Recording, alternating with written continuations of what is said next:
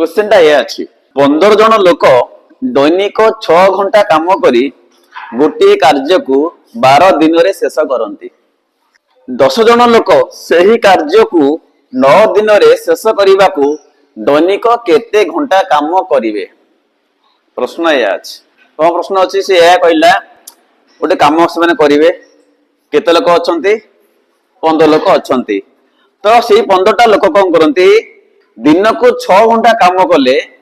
से कार्यटी 12 दिन रे सरे बुझिगला तो जदि 10 जन लोक से कामटी को 9 दिन रे सारिबे तेबे से माने दैनिक केते घंटा काम करिवे एया से मागिछि बुझिलानी चारटा ऑप्शन बिलो अछि कौन देखो ए रे 15 बी रे 12 सी रे 10 और डी रे 8 तो हमर को ऑप्शन ठीक हबो बी बी देखिया कोन होछि चेक कर आंसर करे पिले देखो।